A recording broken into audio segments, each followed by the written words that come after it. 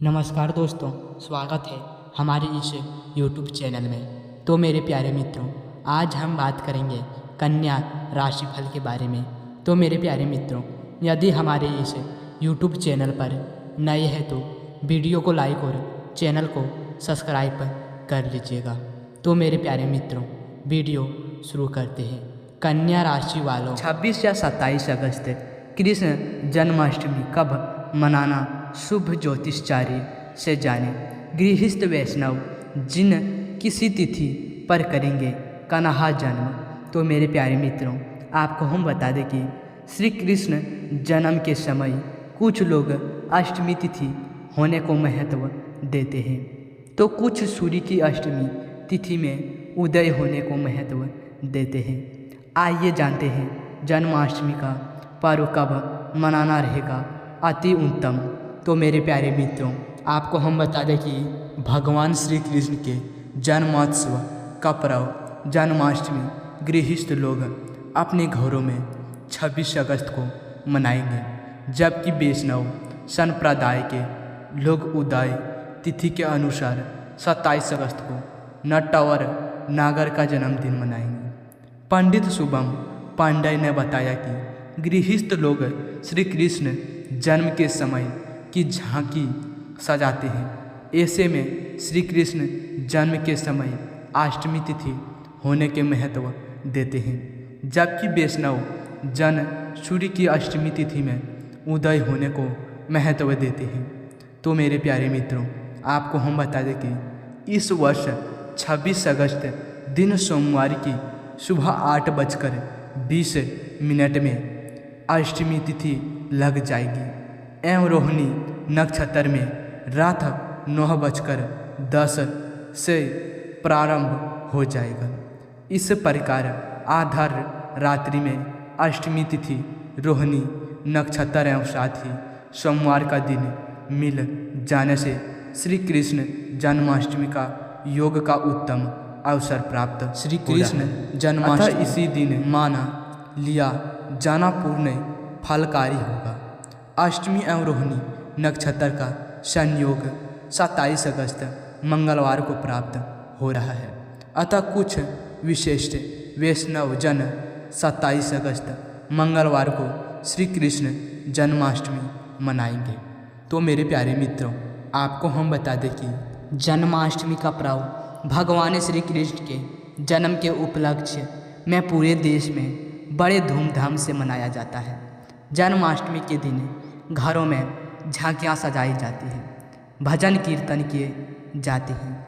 कृष्ण भक्त व्रत कर बाल गोपाल का भव्य श्रृंगार करते हैं और रात में 12 बजे रोहिणी नक्षत्र में कन्हा का जन्म कराया जाता है। बता दे कि इस साल कृष्ण जन्माष्टमी 26 और 27 अगस्त 2024 को मनाई जाएगी। हालांकि अभी भी लोगों में शुभ मुहूर्त और तारीख को लेकर कंफ्यूजन बरकरार है। इससे कंफ्यूजन को दूर करते हुए श्री कलेख ज्योतिष एवं वैदिक स्थान ट्रस्ट के प्रधान महंत रोहिती शास्त्री ज्योतिषाचार्य ने बताया कि 26 अगस्त के दिन और रात को अष्टमी तिथि के साथ साथ रोहिणी नक्षत्र का संयोग रहेगा। तो मेरे प्यारे मित्रों, आपको हम बता दें कि श्री कृष्ण जन्माष्टमी के दिन रात्रि 8:46 के बाद हर्ष योग शुरू होगा। ज्योतिष शास्त्र में हर्ष योग को बेहद शुभ मनाया जाता है। मान्यता कि इस योग में किए गए कार्यों में सफलता मिलती है और जन्मांतर के पुण्य से ऐसा योग प्राप्त होता है। इस पावन अवसर पर श्री कृष्ण के पूजा आचरण और व्रत करने से 3 जन्मों के पापों से मुक्ति मिलती है। तो मेरे प्यारे मित्रों, आपको हम बता दें कि श्री कृष्ण जन्माष्टमी पर पूजा का शुभ मुहूर्त 26 अगस्त की रात 11:59 बजे से 12:44 बजे तक का रहेगा, जिससे निश्चिता मुहूर्त कहा जाता है। इस दिन भगवान श्री कृष्ण के बाल रूप में पूजा की जाती है और उनके चित्र को स्थापित करना विशेष रूप से शुभ माना जाता है।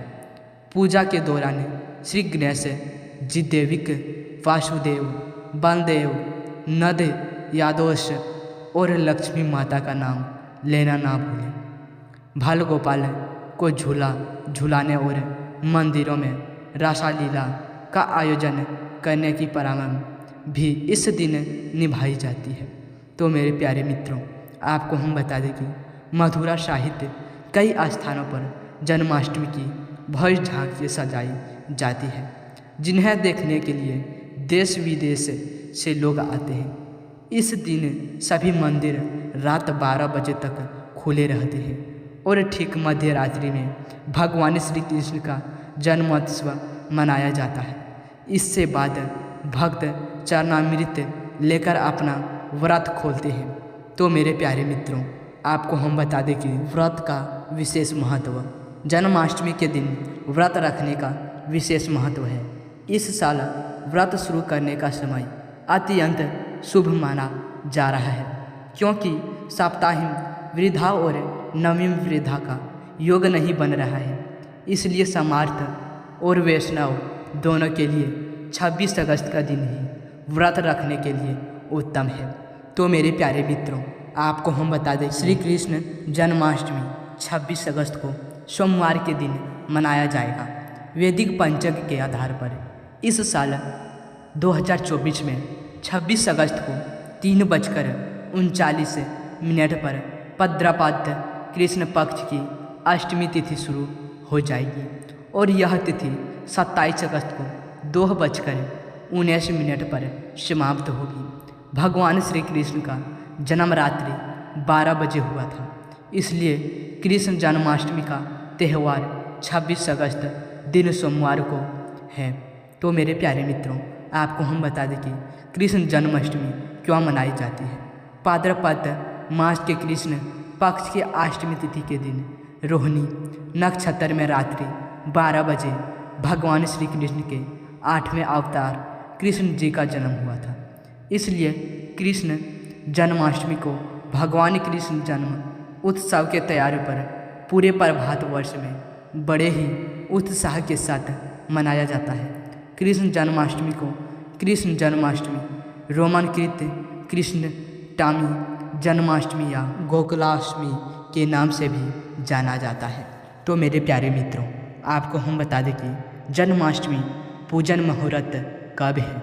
वैसे तो आप जन्माष्टमी के दिन किसी भी समय पूजा कर सकते हैं और पूरे दिन भगवान का ध्यान कर सकते हैं, लेकिन कृष्ण जन्माष्टमी के खास दिन पर पूजा के लिए 3 बेहद ही शुभ मुहूर्त है।